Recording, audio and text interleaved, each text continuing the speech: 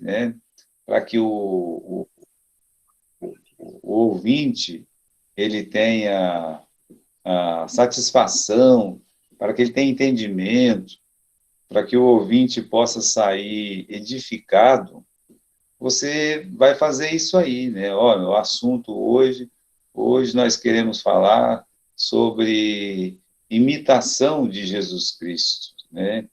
Imitadores de Jesus Cristo, como a Lara está falando aí, né? Ou como falou aqui a nossa irmãzinha, a, a Cássia, né? Então, eu vou ler para vocês, né, o que ela fez. Ela arrumou, né, da semana passada, a gente tinha algumas coisas que tinha falado, mas ela arrumou aqui o tema dela, né? O texto bíblico dela é...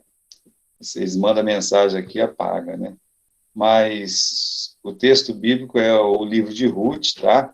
Não tem problema nenhum um texto ser um livro, pode ser até a Bíblia inteira, tá bom?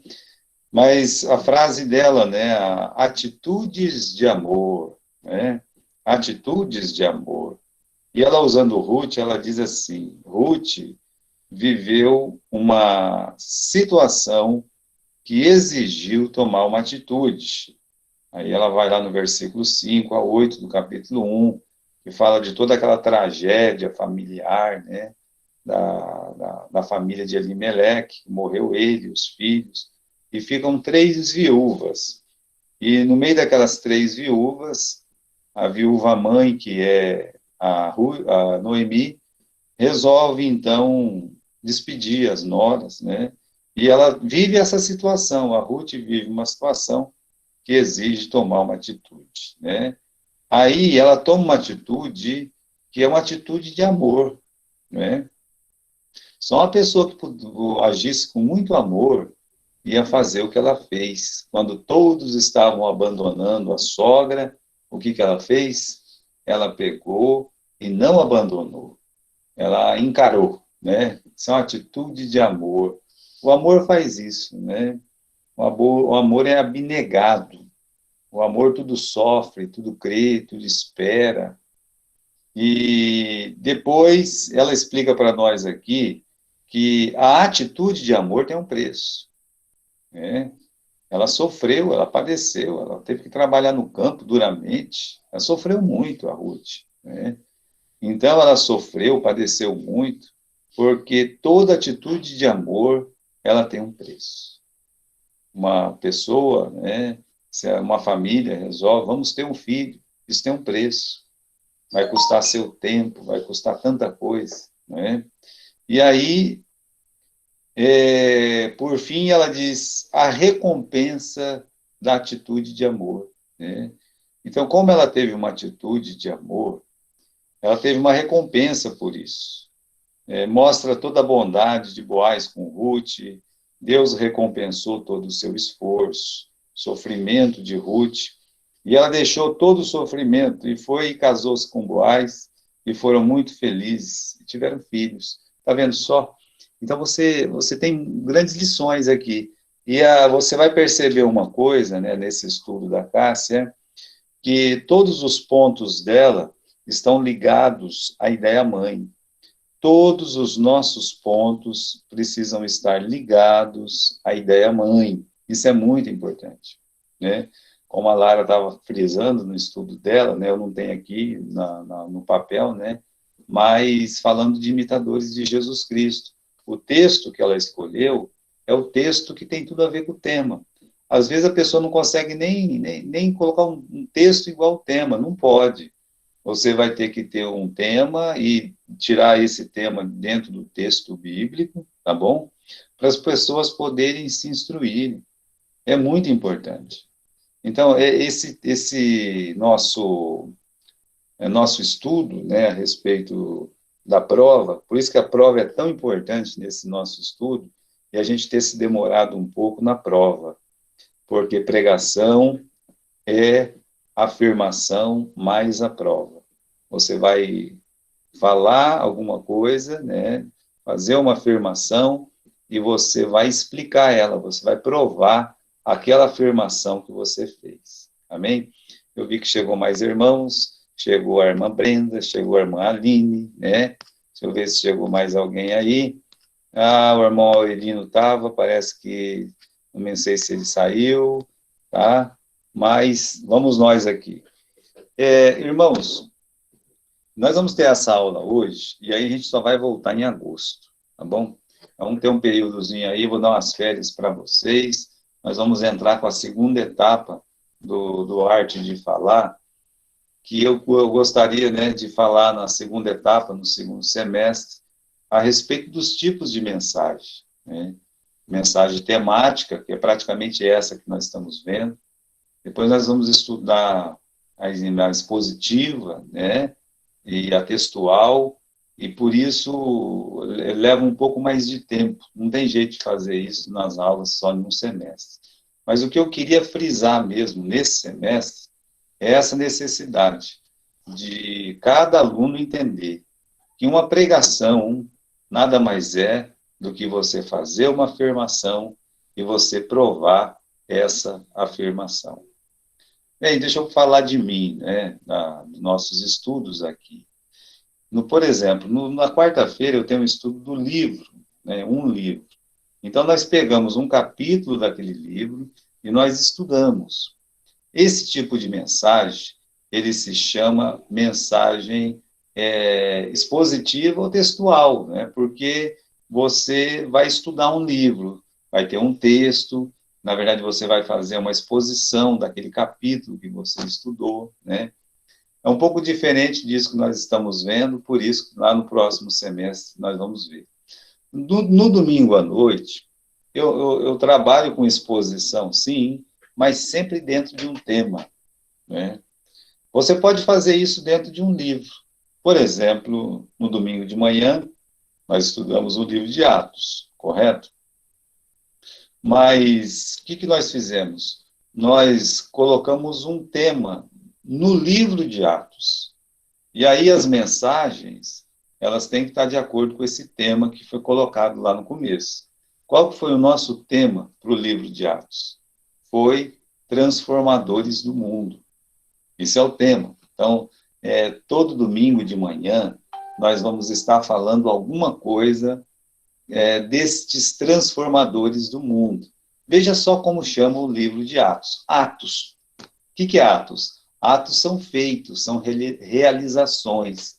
Então, na verdade, nós falamos os Atos dos Apóstolos. É por isso que o livro chama Atos, são Atos dos Apóstolos. Ou seja, o feito, as realizações dos apóstolos. E o que acontece, né? Então, esse tema transformadores do mundo surgiu justamente disso, né? Sabendo que as realizações que os apóstolos fizeram, abrindo novas igrejas, pregando a palavra, edificando as igrejas, tentando manter pura a doutrina da igreja, isso aí foi uma transformação do mundo.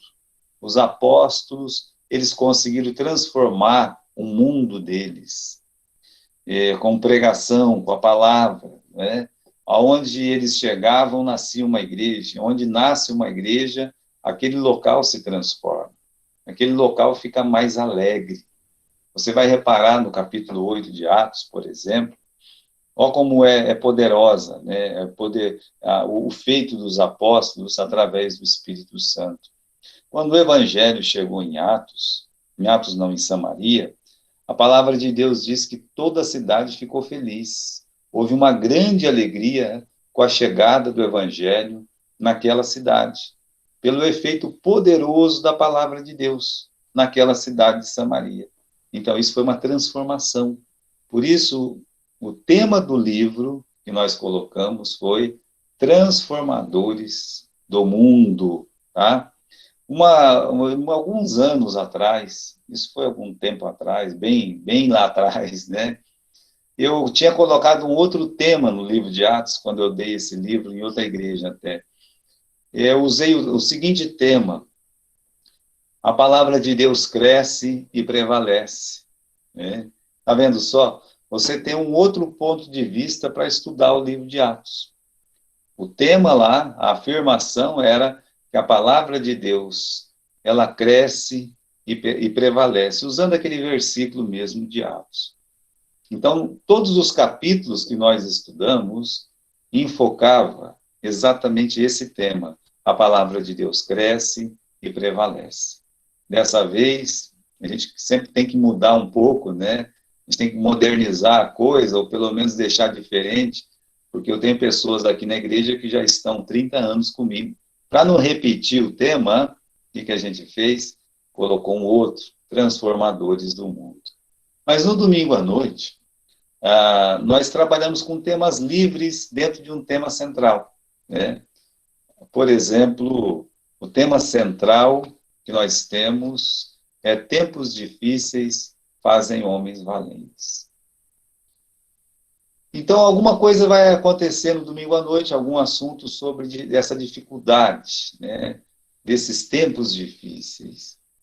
Então, a semana retrasada, eu passei para vocês aqui, nós fizemos uma pergunta para os nossos ouvintes. Por que coisas ruins acontecem com pessoas boas? Não que elas sejam boas, inerentemente boas. Eu explico isso na mensagem. Por que coisas ruins acontecem? E que nós vimos algumas coisas. Bom, uma das coisas, por exemplo, é que você passa a orar mais, você fica mais próximo de Deus. Quando coisas ruins acontecem, você fica mais próximo de Deus, você fica mais forte, você fica mais espiritual. É o que aconteceu com Paulo. Ele ficou mais forte, ele se tornou uma pessoa mais espiritual.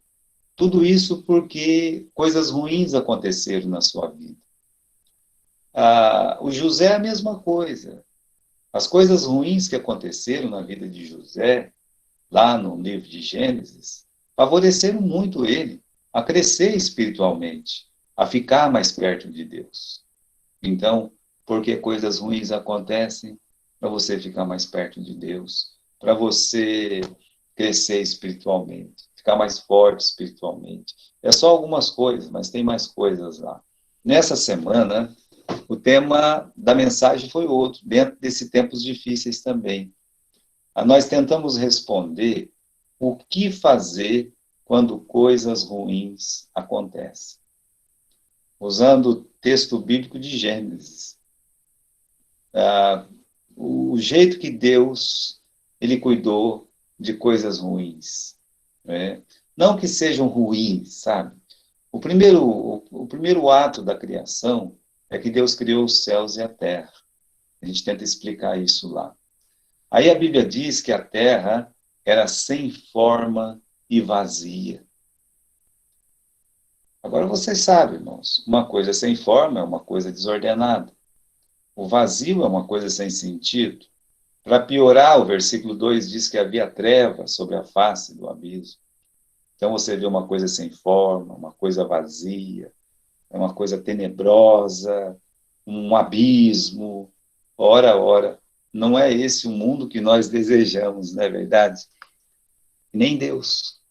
É por isso que ele começou um novo começo. Você tem o começo no Gênesis 1, tem, mas você tem um começo também em Gênesis capítulo 1 e versículo 3, quando Deus diz, haja luz. Está vendo só? É um novo começo. Eu tento responder essa pergunta do tema. O que fazer quando coisas ruins acontecem? Eu respondo assim, o que fazer? O que Deus fez. E o que Deus fez? Deus começou de novo. Ele abriu um novo começo. Adão e Eva abriu um novo começo. Não existe ninguém nesse mundo que, eu acredito, teve um novo começo mais difícil do que o Adão e a Eva. O Noé também teve que começar do zero, tudo de novo, num mundo acabado, um mundo consumido pelas águas. Mas ele estava acompanhado, né, da sua esposa, dos seus filhos, de animais. E tem uma outra vantagem, né? Ele não conheceu o paraíso. Já o Adão e a Eva, quando eles saíram do paraíso, eles perderam praticamente tudo. Eles ficaram sem nada. Já pensou, você perdeu o céu? Nós ganhamos o céu. É o contrário. É o contrário do que nós vivemos. E eles passaram por coisas ruins. Mas o que que eles fizeram? Eles começaram de novo. Eles tiveram um novo começo. Isso nos ensina a sempre começar de novo, quando coisas ruins acontecem. Então, veja, eu tinha que trabalhar minha mensagem ligando todos os pontos na frase central, na ideia mãe. Qual que é a ideia mãe? A ideia mãe é o que fazer quando coisas ruins acontecem, novos começos. Então, eu tinha que trabalhar minha mensagem e todos os pontos têm que estar ligados justamente naquela frase, entenderam? Agora, eu disse aí, não sei se alguém entrou depois, nós vamos entrar de férias, tá? A gente vai entrar de férias e aí a gente vai começar na primeira semana de agosto de novo. Mas antes eu queria falar do quarto ponto da, da, do discurso, né? O primeiro ponto é o exórdio, que é a introdução. O segundo ponto é a ideia mãe. Você tem que informar as pessoas o que você vai pregar, correto? E o terceiro ponto é o que nós estávamos estudando, tá bom? Nós estávamos estudando o quê? Nós estávamos estudando a prova. Desde que você fez uma afirmação, você disse, olha, hoje eu vou falar sobre Ruth, eu vou falar sobre o Abraão, como né, fez o Davi, parabéns, Davi, né? Eu não sei se ele está aqui na nossa aula, mas ele mandou todos os trabalhos dele também. Olha, eu estou contente, né? Os meninos participaram muito, muito mesmo dessa aula. Isso me deixou muito feliz, viu? Me animou muito. Então, você já tem a sua ideia mãe? Ah, eu tenho a minha ideia mãe. Parabéns. Agora você vai provar a sua ideia mãe. Você vai explicar ela para as pessoas. Você não está afirmando que coisas ruins acontecem, então você prove que coisas ruins acontecem, entenderam? É isso que a gente tem que fazer. Agora, a quarta parte do discurso é a peroração, né? É mais fácil a gente falar conclusão, não é verdade? Mas existe um nome técnico, não tem jeito. Os nomes técnicos, eles existem e eles têm que ser lembrados. Assim como a introdução nós chamamos de exórdio, a conclusão nós chamamos de peroração, tá bom? Vamos ler um pouco. Nós não vamos terminar a peroração ainda, vamos deixá-la pela metade, e quando chegar lá no mês de agosto, a gente puxa o gancho para poder entrar nos outros temas que nós vamos entrar. Vamos lá. Como fazer a peroração impressiva, né? Porque a peroração, nós vimos lá atrás, ela tem que impressionar os seus ouvintes. Assim como a afirmação deve ser clara, assim como a prova deve ser contundente, a peroração ela deve ser impressiva. Mas como ela vai ser impressiva? Vamos à leitura. Quem ainda não viu em comemorações soltarem rojões? Acabamos de sair do mês de junho, né? Segundo o romanismo, é tempo de São João, de São Pedro, de Santo Antônio, né? No sítio do meu avô, quando a gente era criança, como ele nasceu no dia de São João, era uma festa enorme. Convidava-se os sítios vizinhos, todos os parentes, reunia-se 60, 70 pessoas facilmente no sítio do meu avô. Eu acho que as minhas irmãs devem lembrar disso. Faziam uma fogueira quilométrica, né? Era uma coisa assim espantosa. E todos nós lá, aquela criançada correndo para baixo e para cima, né? E aí tinha os famosos busca-pés, mas também tinha aqueles rojões, né? Então aqui a pergunta é, quem ainda não viu em comemorações soltarem rojões? O São Paulo, por exemplo, foi campeão, né? Então, aqui foi um foguetório medonho, né? E uma festa que só vendo, todo mundo comemorando, campeão, campeão, né? E o rojão comendo solto aqui nessa cidade. Tá bom, olha lá. O fogueteiro, ele acende um fósforo e chega ao pavio. Chispas e faíscas acendem ao nervoso chiado do foguete prestes a largar. Neste momento, diversas pessoas acorrem para assistir a fita luminosa subindo ao céu, contra o fundo escuro da noite. Bom, eu não sei se vocês já viram foguetes assim, mas eu já tive o privilégio de ver aquele foguete, né, uma espécie de rojão, que a pessoa solta, e ele vai soltando aquela faísca pelo céu, né? Então é sobre esse foguete que ele está falando aqui, né? A reta inicial curva-se ao atingir o clímax de altura e velocidade. Nesse instante, todos, olhos fitos no risco de luz, esperam o inevitável, aguardam o previsto e infalível em todo o rojão que se preza de bom, o estouro. Ei-lo, primeiro a explosão luminosa, depois o estampido sonoro. Você solta um foguete desse, ele faz zoom, né? Daqui a pouco o negócio brilha lá no céu e pá! Foguetão, pronto, tá feito. As pessoas ficam olhando, contemplando, esperando que aconteça um pau, né? Que exploda, né? Que o estouro aconteça. Continue a leitura. Assim é a peroração da mensagem. O discurso bom, ele deve imitar no final o estouro do rojão. É o que o ouvinte espera, o assistente aguarda, o espectador deseja. Você acabou de fazer a mensagem, você já falou que tinha que falar, você provou aquilo que você disse que ia dizer, mas ainda não acabou a mensagem. É preciso ter uma conclusão, você precisa causar esse estouro, você precisa realmente trazer um impacto no coração, no ouvido dos ouvintes. Ao contrário disso, temos o estouro de um pneu. Como é chocante e desagradável tal explosão. Agora, eu quero que você pense, imagine, a diferença do estouro de um rojão para o estouro de um pneu. Você está lá no rojão, todos esperam o estampido e depois o estouro. Pá! Não é verdade? Agora você está andando na rua, descuidado, daqui a pouco sai uma explosão. Pam! Né?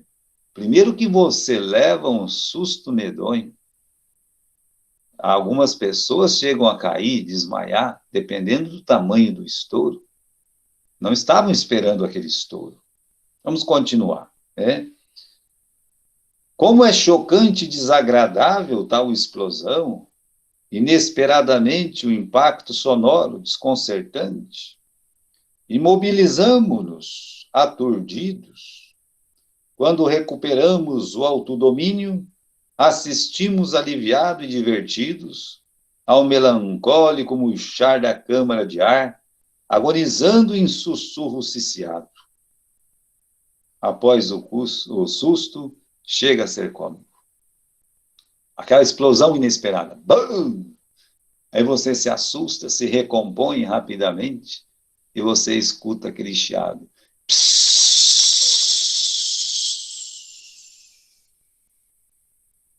Não é assim quando fura um pneu?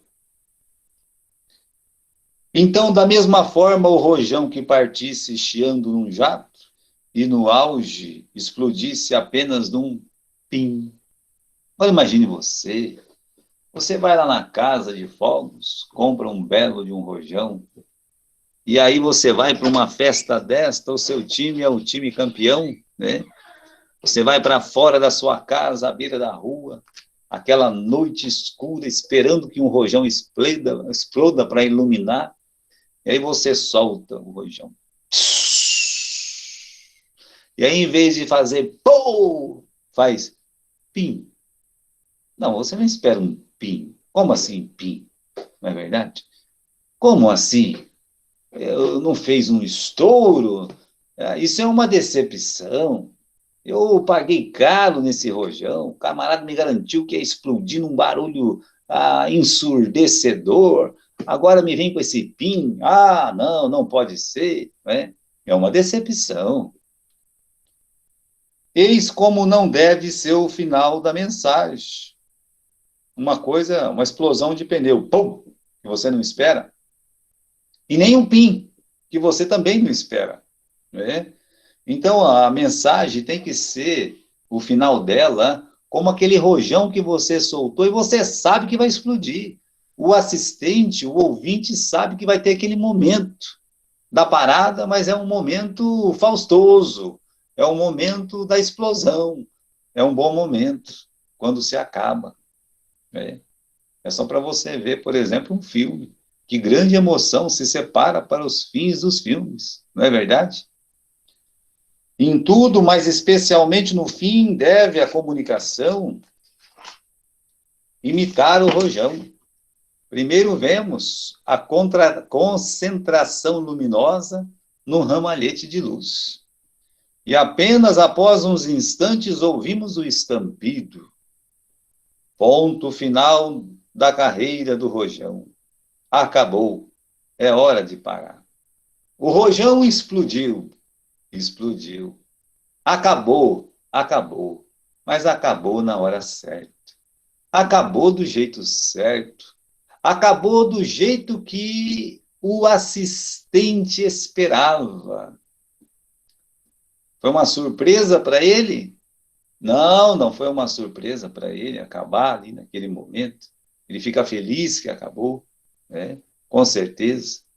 Grato, satisfeito, como aquele rojão que você comprou e explodiu mesmo. Você não jogou o seu dinheiro fora.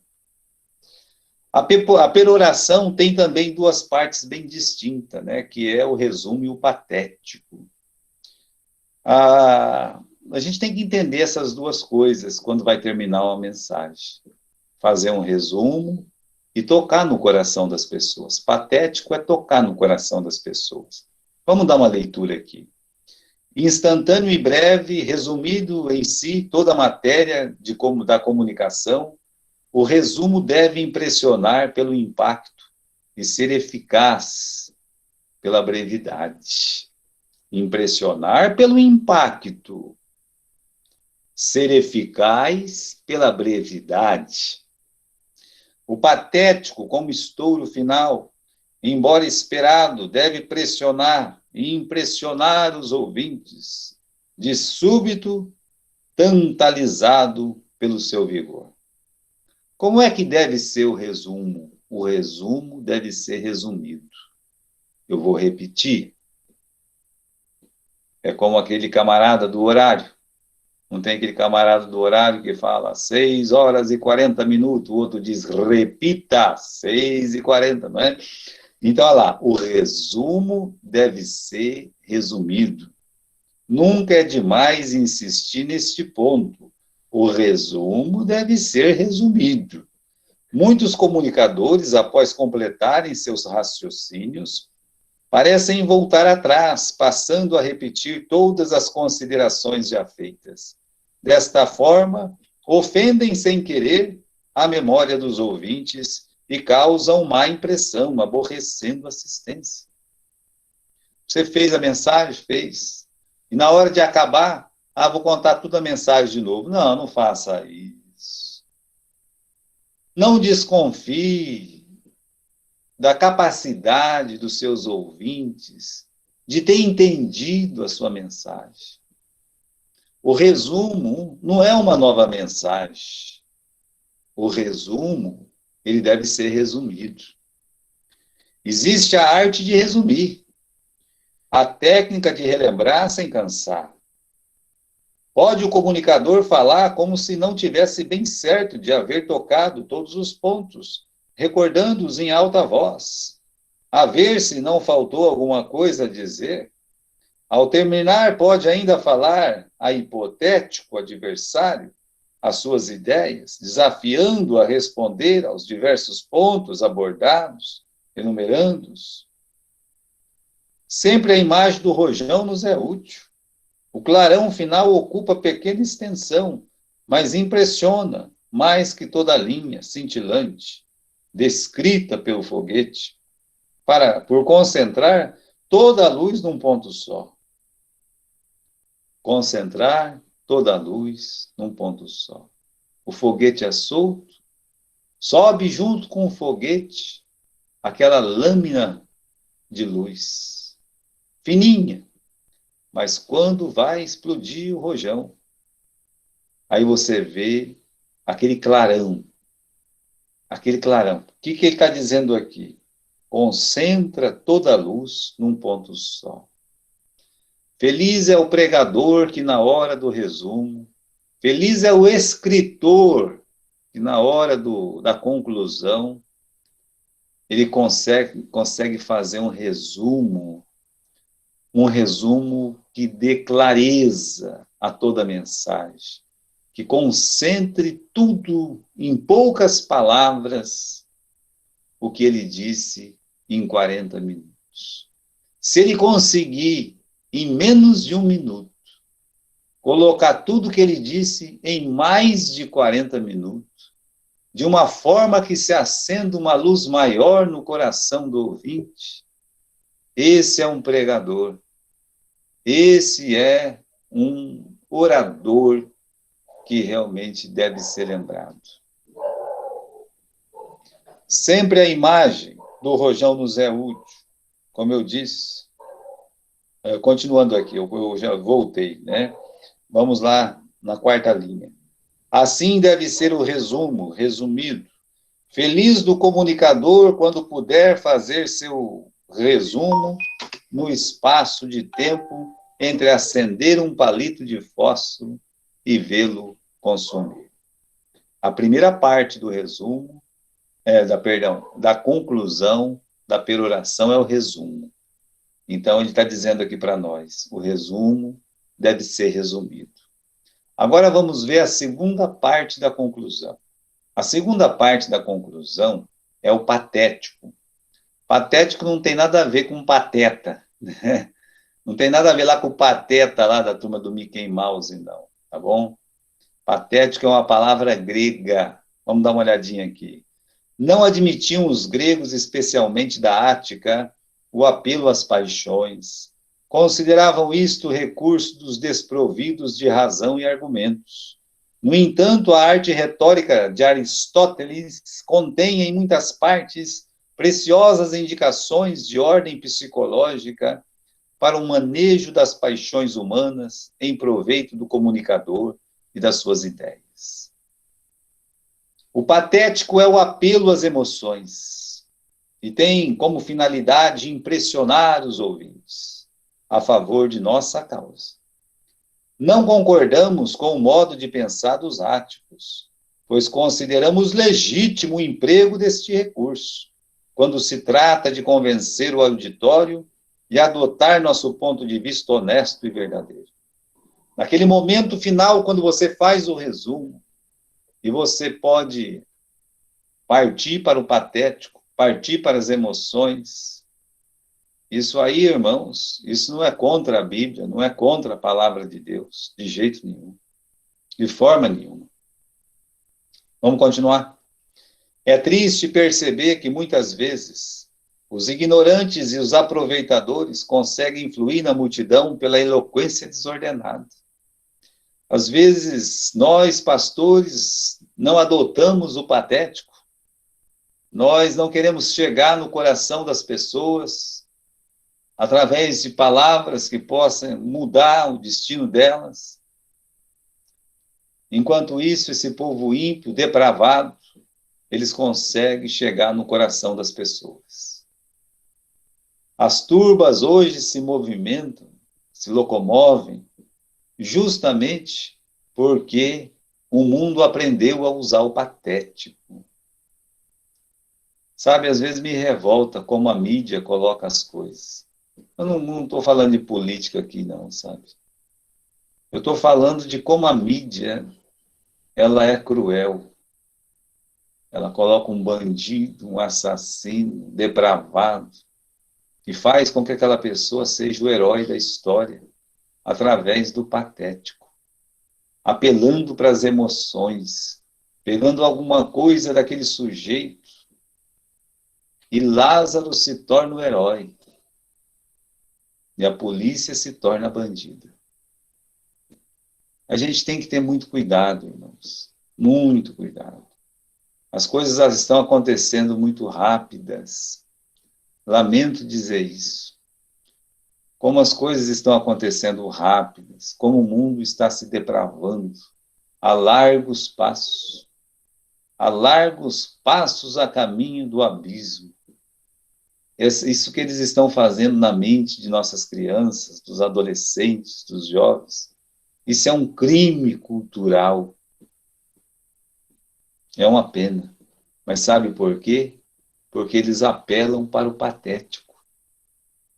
Eles aprenderam a mexer com as emoções das pessoas. E isso, levado para o mal, é agregador. Eles arrebatam. Eles fazem o bom parecer ruim e o ruim parecer bom. E as pessoas são levadas facilmente. Como as pessoas são levadas facilmente? Hitler, ele era um homem que usava do patético.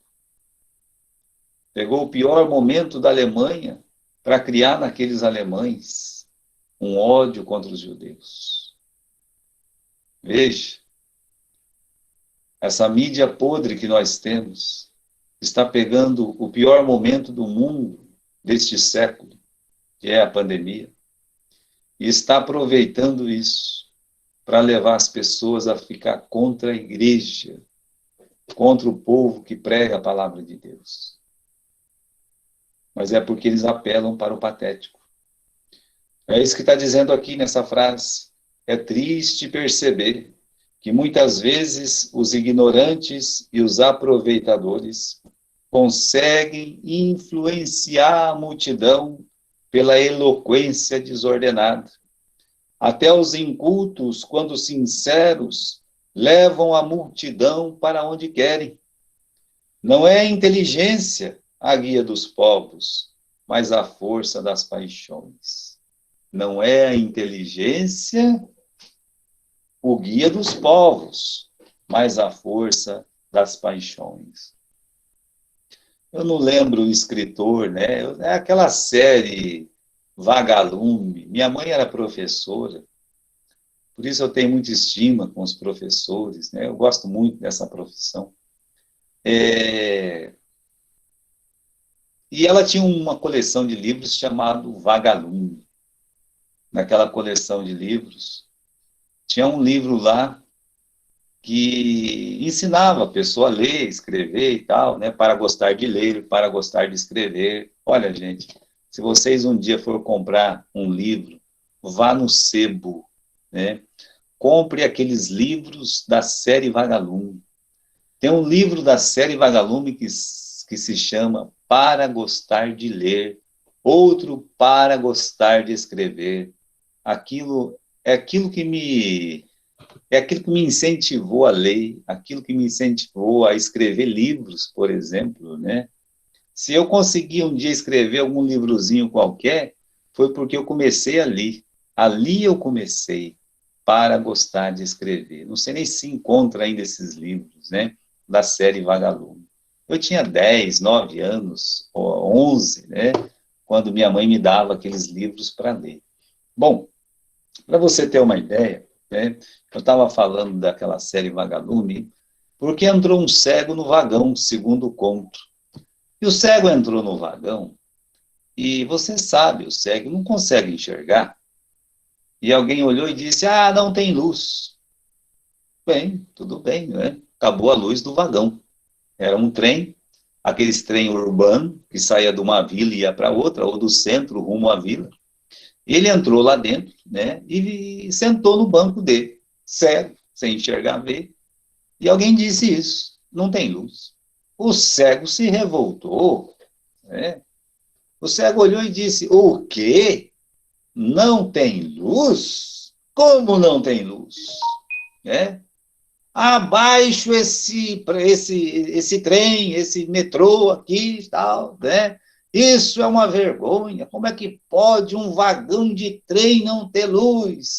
Queremos luz, queremos luz, queremos luz. Aí daqui a pouco todo mundo estava se revoltando. Todo mundo começou a gritar: queremos luz, é mesmo, abaixo esse governo, abaixo esse prefeito, abaixo esses vereadores, luz, luz, luz, queremos luz, luz, luz, luz, queremos luz. E começaram a rasgar banco, quebrar vidro, jogar as coisas no chão. Sabe, foi um fiasco. Quebraram tudo no vagão. Nisso, o condutor do vagão comunicou à central, está tendo uma rebelião aqui dentro do trem, né? Eles estão quebrando todos os vagões, e a polícia foi acionada, já ficou de prontidão para que quando o trem parasse, pegasse aquela pessoa, né, que tinha feito tudo, o levante, né? E aí então chegaram no ponto final e perguntaram lá, mas o que aconteceu? Como é que as coisas chegaram nesse ponto? Como é que vocês destruíram todo esse vagão? Porque não tinha luz. Mas quem que começou isso tudo? Aí alguém disse, foi um cego. Agora, irmãos, isso é incoerente. Um cego fez uma rebelião porque não tinha luz dentro de um trem. Veja como as pessoas são manipuladas, como as pessoas podem ser insufladas para o mal, justamente porque as pessoas do mal sabem usar do patético, sabe trabalhar as emoções das pessoas. Mas o final da mensagem, o final da pregação, os crentes, os pastores, deveriam aprender alguma coisa.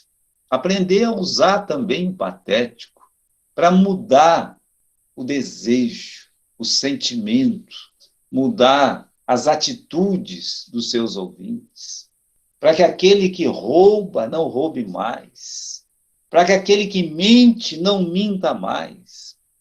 E naquele momento final da mensagem, quando ele já explicou como é ruim aquele pecado da mentira, e ele já citou muitos exemplos, ele possa olhar para os seus ouvintes, olho no olho, e dizer alguma palavra que possa transformar aquele coração, mudar o seu desejo. Isso é o patético.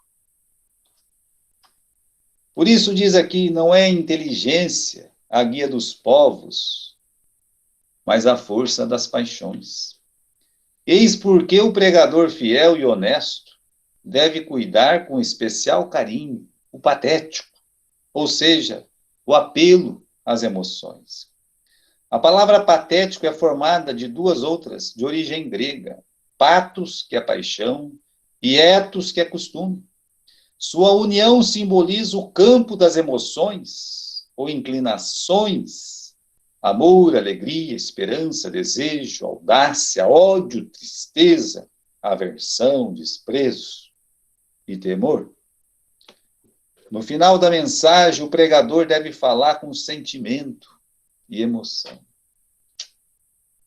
A verdade é, meus irmãos, que depois de 31 anos pregando, 32, eu não aprendi a fazer isso direito ainda. No final da mensagem, o pregador deve falar com sentimento e emoção. Deve ele próprio sentir e se comover pela sua oratória, para então entrar no coração dos seus ouvintes e arrebatá-los. A mensagem que você pregou deve primeiro entrar em você, comover você próprio, para depois você tentar fazer isso com as outras pessoas. Sou proponente de que somente Deus pode abrir o coração do pecador. Eu creio nisso. Eu, como pastor, eu creio piamente nisso. Que só Deus pode abrir o coração do pecador.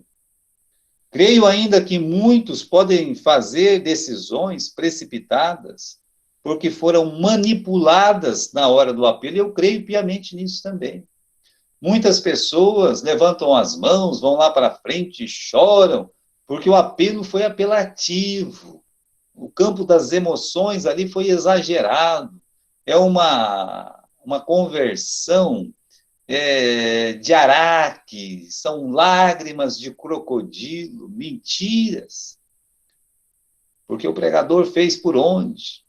Eu conheci um pregador que ele começava a fazer o apelo, ele ficava 15, 20 minutos fazendo o apelo, enquanto uma pessoa não levantasse a mão, ele não parava de fazer o apelo, a pessoa levantava a mão para ele parar de fazer o apelo, né? Apelava. Mas acredito que o pregador precisa impressionar seus ouvintes no final da sua mensagem. Você não precisa apelar, mas você precisa fazer um apelo. Vejamos o exemplo de Paulo em Atenas. Ele gasta um versículo com o exórdio. Na peroração, ele gasta 2. Ou seja, a conclusão deve ser o dobro de tamanho da introdução. Paulo diz assim: mas Deus, não tendo em conta os tempos da ignorância, anuncia agora a todos os homens em todo lugar que se arrependam, porquanto tem determinado um dia em que com justiça há de julgar o mundo, por meio do homem que destinou. E disso deu certeza a todos, ressuscitando dentre os mortos. Não vemos aqui nada apelativo, apenas um apelo sincero. Também encontramos um apelo quando pregou para o rei Agripa. Foi mais forte que o primeiro, a ponto de causar enorme impressão ao ouvinte no final da prédica.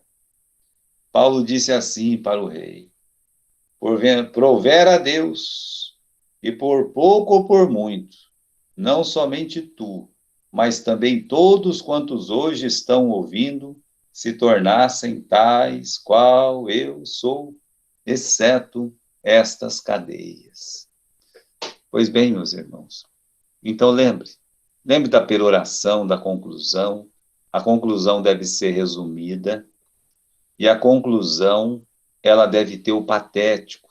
A pessoa deve tentar entrar no coração das pessoas com palavras.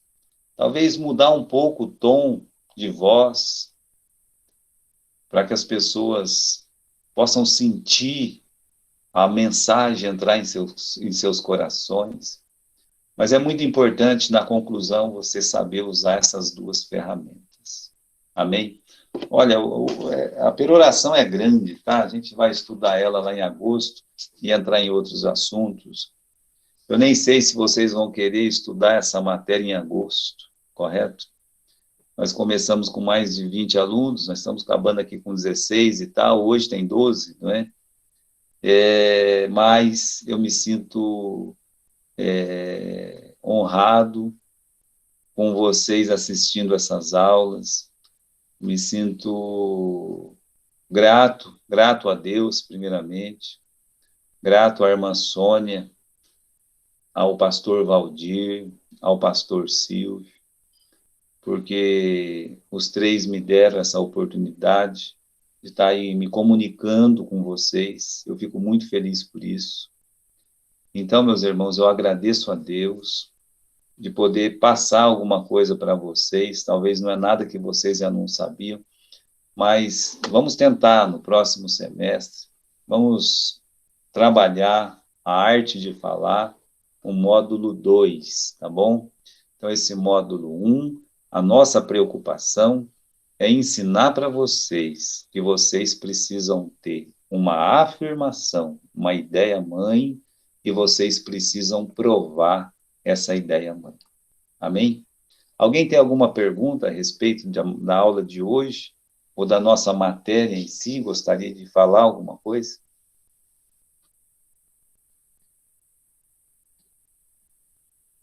Ninguém? Estão sem, estão sem palavras. Tá bom. Olha, pessoal, eu agradeço a Deus então, tá bem? e vamos fazer o seguinte, nós vamos ficar nos interagindo aí no grupo, tá? No grupo da arte de falar, e na primeira semana de agosto a gente volta, tem algumas pessoas que estão saindo de férias, vai acabar perdendo as aulas por isso, e a gente volta na primeira semana de agosto, tá bom?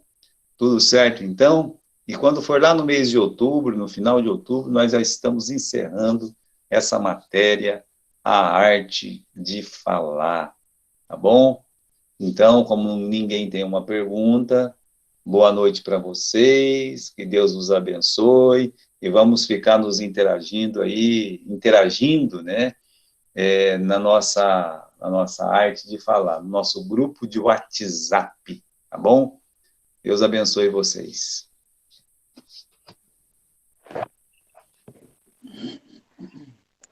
Boa noite, pastor. E nós que agradecemos tanto ensinamento, tudo que o irmão tem passado para a gente. Deus te Até abençoe. agosto. Até agosto. Amém.